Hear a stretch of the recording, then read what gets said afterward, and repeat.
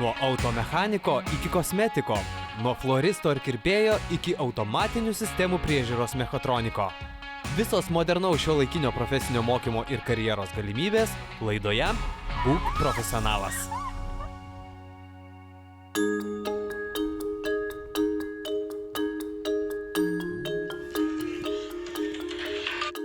Taip, Elena. Labas, Mindaugai, aš nežinau, kas atsitiko, aš vėluosiu į mūsų susitikimą. Tiesiog vidury kelio sustojo automobilis ir neužsikuria. Tiesiog nevažiuoja. Gerai, supratau, žiūrėk, nestresuojam, kvėpuojam, aš to atsiųsiu pagalbą. Laukiu. Elenai šiandien labai pasisekė, nes pagrindinis Būk profesionalas laidos herojus Bernardas Didžiokas būtent ir mokosi automechanikos specialybės. Šio epizodo herojus Bernardas pelnys simpatijas tvirtais sprendimais. Nunešiau tėvam ant stalo ir sakau, mane priėmė. Vaikinas užtikrintai žengia savo svajonių link. Profesinis parengimas visi labai reikalingas. Galima ir vidurinį išsilavinimą įgyti, ir profesiją. Būk profesionalas laidų ciklas tęsiasi. Šiandien ne tik Elena, bet ir jūs turėsite unikalią galimybę susipažinti su automechaniko profesija, kuri gali būti įvairi ir spalvinga. Na, o kol Bernardas keliauja į pagalbą Elenai, susipažinkime su jo istorija. Vilniečiui Bernardui Didžiokui vos 17. Tačiau jaunas vaikinas ne tik pradėjo 12 klasę, bet ir Vilniaus automechanikos ir verslo mokykloje antrus metus mokosi automechanikos specialybės. Tokio mokymosi privalumai, kad mokaisi kartu ir 12 klasės kursą, 11-12 klasės kursą ir profesinę šalia, manau, yra pagrindinis aspektas, tai moka stipendiją. Tai kiekvieną mėnesį, kai įkrenta tau į kišenę tam tikra suma, tai tikrai džiaugiesi, kelia norą mokytis. Dar koks privalumas, kad realiai tu sutaupai vienus metus mokymosi profesijos. Vaikinas 10 metų mokėsi Vilniaus minties gimnazijoje. Čia, kaip pats sako, niekuo skųstis tikrai negalėjo. O ir pažymiai džiugino ne tik Bernardo mokytojus, bet ir tėvus. Tad jo svajonė mokytis profesinėje mokykloje nustebino visus. Jau po 8 klasės baigimo progimnazijoje, jau tėvam nuolat sakiau, kad eisiu mokysiuos, jie aišku buvo labai prieš, sakė, ką tu reikia atestato 12 klasės, tada jau gali daryti, ką nori, ką tu čia su ta profesinė, kaip ir aukštoji vis dėlto yra geriau. Aišku, aš bandžiau įsitikinėti, prieštaravau, bet, kaip sakyti, tėvų žodis yra geležinis. Tėvų nepritarimas nenumalšino paauglio svajonės. Pasiėmęs tuščią popieriaus lapą, jis surašė visus pliusus ir minusus. Kuo ilgiau svarstė savo sprendimą, tuo tvirčiau jautė, kad reikia eiti ten, kur veda širdis – stoti į profesinę mokyklą. 10 klasės pabaigoje per LAMA BPO reikėjo užsipildyti paraišką, kad aš noriu mokytis tenai. Žinoma, gavus atestatą jau 10 klasės, kad pabaigiau. Tai iš esmės kaip ir viskas buvo gerai, tėvam kol kas irgi nieko nesakiau, ta 9-10 klasė buvo tokia patyliukais, nieko neužsiminiau. Pasakiau tik tai tiek, kad važiuosiu į atvirų durų dienas, ir galiausiai, kai užsiregistravau, gavau patvirtinimą iš mokyklos, kad mane jau priėmė, nunešiau tėvam ant stalo ir sakau, mane priėmė. Tėvai šiek tiek buvo šokę, dar bandė perkalbėti, bet aš jau buvau taip užsidegęs, kad jau tikrai be šansų buvo apsigalvoti. Šiandien 17-metis džiaugiasi savo pasirinkimu, o jo tvirto charakterio ir užsispyrimo galėtų pavydėti ne vienas bendraamžis. Bėgant laikui, užsidegimą ir ryžtą siekti savo tikslų įvertino ir Bernardo tėvai. Tėvų požiūris pradėjo keistis, manau, pirmo kurso viduryje, kai jau atsimokiau beveik pusę metų mokykloje, kai su profesijos mokytojais tikrai, galima sakyti, gan artimai bendravom jau. Tai buvo tėčiui atsitikęs automobilių tokių incidentų, kad ten užsidegė kažkokia klaida ar dar kažkas, tai profesijos mokytojai mielai pagelbėjo, pakonsultavo, ką reikėtų pasižiūrėti, kame gali būti bėda. Tai manau, pirmo kurso viduryje ir pasikeitė tas požiūris, kad kažkas iš manęs išeis ir bus, ir jie pradėjo žiūrėti tai rimčiau.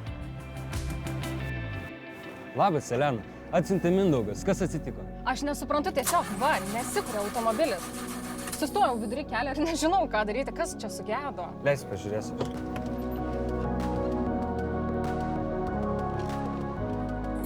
Nežinau, čia labai rimtas kažkoks gedimas. Tikrai nesikuria. Pas tave žiūrėk, kuro lemputė dega. Aš visiškai pamiršau, aš labai skubėjau. Užteks tiesiog nuvažiuoti iki kolonėlės ir užsipilti kurą. Visa laimė, kad tu taip greitai atvažiavai. Kaip pats įsivaizduoji savo karjerą? Savo karjerą greičiausiai įsivaizduoju kokiam nors prašmatniam autoservize, kur viskas blizgėtų. Ir ką labiausiai norėtum daryti? Labiausiai norėčiau remontuoti automobilius, neišsipūrinant savęs. Ar tai įmanoma? Manau, tam tikroje srityje tai. Na, aš apie automechaniką tikrai nedaug žinau, bet mes netrukus keliausime pas vieną labai garsų Lietuvos žmogų. Aš neatskleisiu pas ką tokį, bet tikiu, kad ši diena bus įspūdinga, pilna įspūdžių ir taip pat padės tau siekti karjeros aukštumų. Elena paruošė Bernardui siurprizą. Susitikimas su žmogumi, kuris kasdien tiesiogiai dirba su geriausiais automechanikais. Tuo tarpu Mindaugas apie automechanikos specialybę pakalbino Bernardo mokyklos direktorę. Viena iš profesinių mokyklų, kur galima įgyti automechaniko amatą, yra Vilniaus automechanikos ir verslo mokykla. Ir aš labai džiaugiuosi, kad šalia mane šiandien yra šios mokyklos direktorė Elena Pelakauskienė.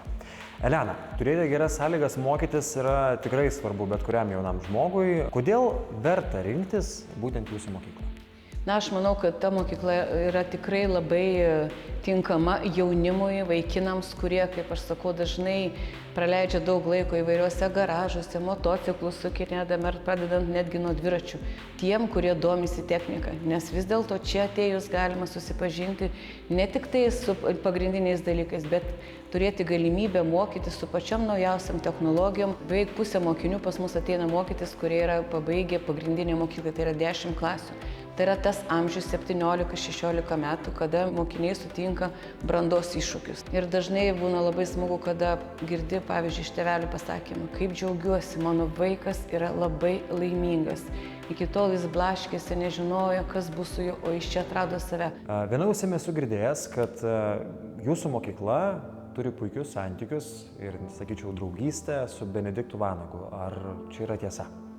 Taip, tiesa. Pirmas susitikimas tai, kad atėjo Benediktas ir sako, mes turime labai daug bendrų sąlyčio taškų, bendraukime. Tai mes dabar vykdome sektorinio centro plėtrą ir naujame etape įsteigsime kūrybinės dirbtuves. Ir manau, kad vienas iš tų kūrybinių idėjų, dirbtuvių idėjų, vadas bus Benediktas. Pabaigus šią mokyklą, kuom aš galiu būti? Mokiniai turi labai puikią galimybę baigiamosios praktikos metu parodyti savo įgūdžius, savo gebėjimus ir daliai mokinių jau būna pasiūlomas darbas tuo metu, kad įmonės jau kviečia, netgi darbina, kad labai kviečiu tave pasilikti. Mokiniai atlieka praktiką 116 įmonių turime. Tai jeigu nuvažiuoji kokį nors didesnį autoservizą ir ten pasikalbi su vadovais, tai pamatai iš visų kampelių subėga buvę mokiniai. Labadiena, direktorė. Aš sakau, kaip jūs laikotės? Mes esame labai laimingi. Užsiminėte apie tos darbdavius, kurie po to bando išgraibstyti geriausius perlus, o yra tų perlų, kurie apsuko ratą aplink gyvenimą, kažką pabandė ir pasibeldė į duris ir grįžo atgal. Turime tikrai labai daug sėkmingų istorijų, kaip mokytoja Vitalijų, kuris baigė mokyklą, dalyvauja įvairiuose konkursuose, Euroskillso laimėjo 2 vietą Europoje ir šiandien jis yra profesijos mokytojas. Ir džiugu, kad mokiniai visi klausia, kada bus Vitalijaus pamokos. Jie jo labai laukia. Jūs mane jau suintrigavot, aš labai noriu susipažinti su Vitalijum. Elena, ačiū labai jums, einu ieškoti Vitalijaus.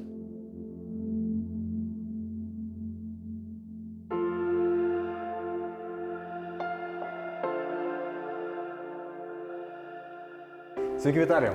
Sveiki. Tai visų pirma, man labai įdomi jūsų paties istorija, nes esate žmogus, kuris baigė mokslus čia, tada išėjo kažkur tai pasižiūrėti, kas pasaulyje yra įdomaus, stojate į aukštąją mokyklą, apsukot ratą ir grįžot atgal. Savo kelią aš pradėjau šitoj mokyklai, nes baigęs pagrindinę mokyklą turėjau apsispręsti, ką veiksiu toliau gyvenime. Bet kadangi turėjau potraukį technikai, tai pasidomėjęs suradau šitą mokyklą, kad čia galima baigti vidurinę mokyklą ir taipogi įgyti specialybę. Kadangi pats esu iš Vilniaus priemiesčių, iš rajono, iš kaimo, tai nusprendžiau, kad vis tiek iš kaimo reikia išvažiuoti, tai vienu sykiu galima ir vidurinį išsilavinimą įgyti, ir profesiją. Tai mano tas žingsnis pasiteisino, nes baigęs mokslus čia, aš iš karto likau įsidarbinti įmonėje, kuri mane įdarbino kaip jauną perspektyvų specialistą ir dirbau aš toje įmonėje 5 metų. Taipogi mane vis toks kamavo noras mokytis toliau, siekti aukštumų.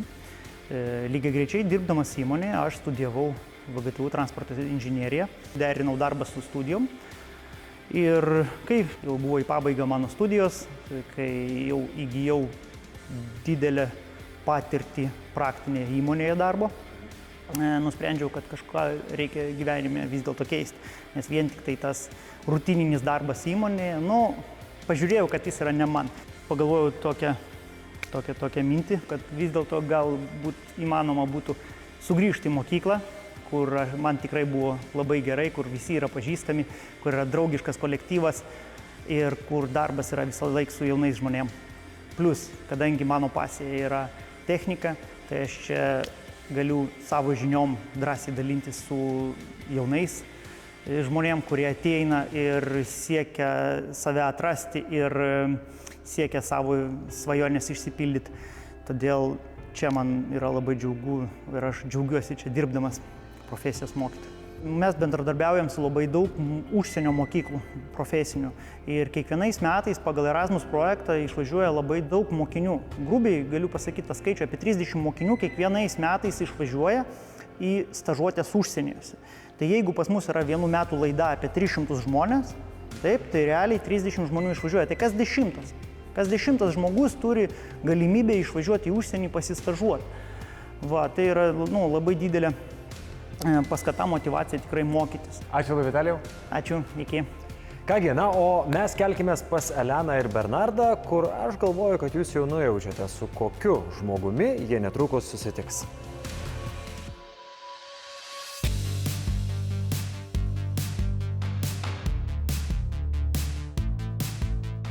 Na, Bernardai, ar įsivaizduoji, kur mes šiandien atvykom? Dar kol kas tiksliai nežinau, bet pamatysim. Ar jaudiniesi? Šiek tiek. Aš girdžiu, jau automobilis riaumoja, man atrodo, jau galim šiek tiek nuspėti, kad kur atkeliavome. Sveiki, Benediktai.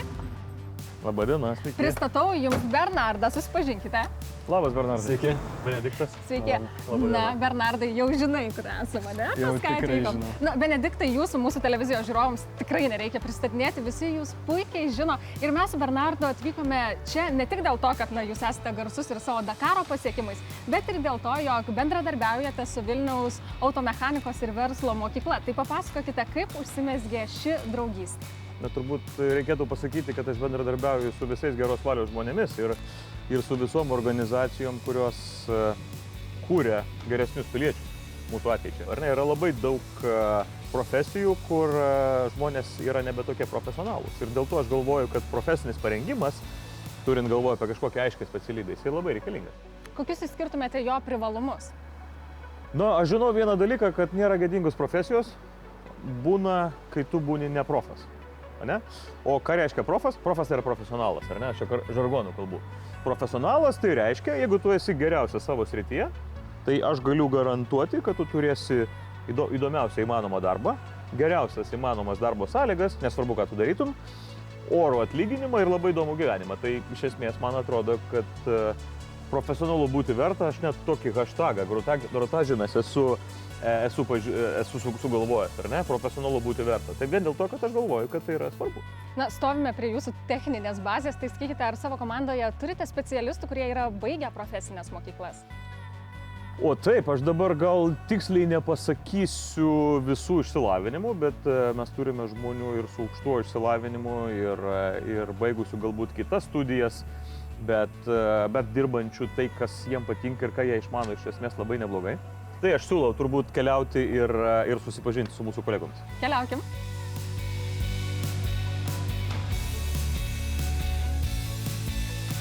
Artūrai, noriu supažindinti tave su dviem jaunais žmonėmis. Elena. Sveiki. Ir Bernardas. Elena yra laidos vedėja, Bernardas yra jaunasis profesionalas. O Artūras Šerkšnas yra mūsų techninės bazės vadovas, tai yra žmogus, kuris jau 3 Dakarus yra įveikęs draugę su komanda ir iš esmės jis yra atsakingas už tai, kad šita visa technika tinkamai veiktų ir lenktynių metu mes galėtume generuoti rezultatą ir jam labai reikalingi profesionalūs pagalbininkai arba komandos nariai. Tai perleidžiu jūs Artūrui ir geros dienos. Bernardai, tai malonu dar kartą susipažinti ir pasakyti man, pirmą kursą baigus, koks jausmas, kokia patirtis, daug teko kažkokių praktinių užsiėmimų atlikti ar dar daugiau teorija labiau? Praktikos buvo gan nemažai, tikrai. Ir ardėm starterius ir elektrinius variklius įvairiausius, bet tai, kas susijęs su elektra ir elektromechanika, tai plius minus žinojau, bet dabar jau tikrai užtvirtinu savo žinias. Artūrai, aš žinau, kad jūs taip pat mokėtės profesinėje mokykloje, tai kaip vertinate ir kaip prisimenate šią savo patirtį? Po 10 klasės pasirinkau profesinę mokyklą. Tai buvo visiškai laisvas mano pasirinkimas. Ir tuo pačiu baigiau vidurinę mokyklą ir įgijau profesiją. Tai tas man labai sudėjo rimtus pamatus mano techniniam žiniom, pati pradžia labai teigiamai vertinu savo pasirinkimą, nesigailiu. Na tikrai, kad tie pamatai sudėti labai tvirtus, mes galime įsitikinti, stovime Benedikto Vanago techninėje bazėje. Sakykite, ar automechanikos specialybė yra paklausi, ar reikia tokių darbuotojų? Kaip tik atlikom konkursą į technikų, mechanikų paiešką į mūsų komandą. Ir galiu pasakyti, kad tikrai specialybė yra labai paklausi ir darbuotojų yra trūkumas šitoj sferoje. Tai tikrai verta mokytis šitą specialybę. Bernardas taip pat nusprendė įgyti profesiją, kartu besimokydamas, tai galbūt galime patikrinti jo teorinės ir šiek tiek praktinės žinias ir gal galite kokią nors užduotį jam duoti. Aš sugalvojau tokią labai paprastą užduotį, nes autosporte rezultatas priklauso nuo smulkmenų. Tai reiškia, kad kiekviena smulkmena turi veikti idealiai ir tik tada visas mechanizmas veikia tinkamai. Tai todėl aš tau paruošiau labai paprastą praktinį dalyką. Paimkim ir pakeiskim tiesiog sportinio Toyota Hilux ratą. Tai nuimkim, apžiūrėkim ir uždėkim. Tai ką, Bernardai, pasiruošęs? Bandom. Gerai.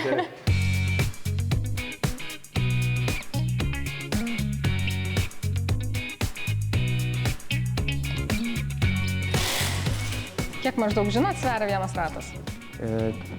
Taip, sveria jis beveik 40 kg. Nemažai. Svorio turi. Turi svorio.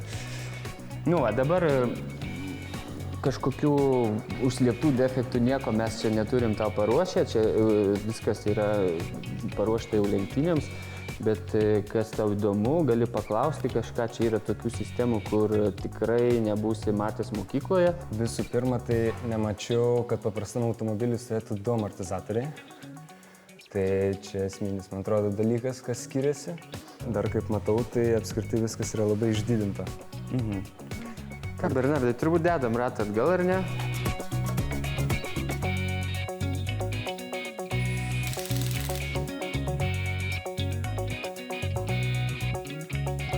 Tai ar jau dabar galime vertinti Bernardo atliktą darbą ir užduotį? Taip, žinoma, tikrai viskas padaryta pagal taisyklės, taip kaip ir turi būti, ratas uždėtas, prisuktas tiek, kiek reikia, taip kaip reikia ir čia viskas labai gerai. Aš, Artūrai, dar norėčiau jūsų pasiteirauti.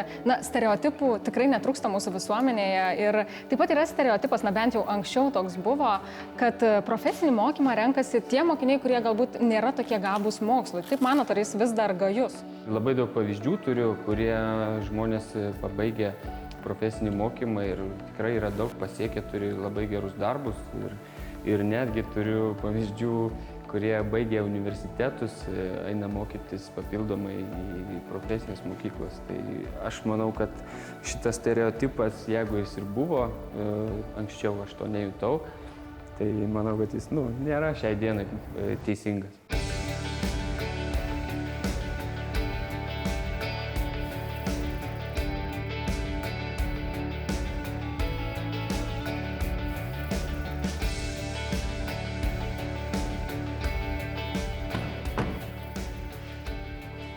Tokiame automobilyje pasidėti yra tikrai nekasdieniška patirtis. Sakykit, Artūrai, ko jūs norėtumėt palinkėti Bernardui? Na, Bernardai, tau noriu palinkėti siek savo tikslų, mokykis tai, kas tau labiausiai patinka, ko labiausiai norisi ir ten tikrai pasieksi geriausių rezultatų, jeigu būsi pakankamai motyvuotis tą daryti. Ačiū už palinkėjimus. Ačiū. Buvo labai Bernardai, malonu. o kaip tu vertini mūsų visą šiandien dieną? Fantastiškai. Įspūdžių daug, labai savimi esu patenkintas, kad mokausi profesinėje mokykloje ir dar kartą labai dėkoju už įspūdžius. Na, jūs vyrukai tikrai atradot labai daug bendro, tai aš palieku jūs kalbėtis, o aš dabar keliauju pas savo kolegą Mindaugą. Šok. Labas. Tu nepatikėsi, mano diena pilna įspūdžių, aš buvau Dakaro automobilyje. Geras, bet ar esi buvus tokia trasė kada nors? Neteko? Neteko būti? Aha. Patikėk manim, tuoj mes prasivažinėsim taip, kaip dar gyvenime nesam važiavę. Ramiai, kvėpuok.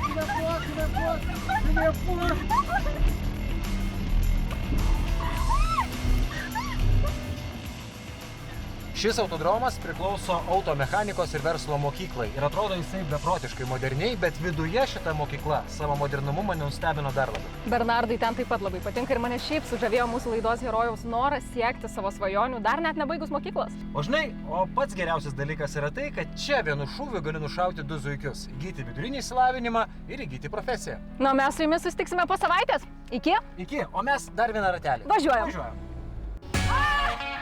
Nuo automechaniko iki kosmetiko, nuo floristo ir kirpėjo iki automatinių sistemų priežiūros mechatroniko. Visos modernaus šiuolaikinio profesinio mokymo ir karjeros galimybės laidoje Būk profesionalas.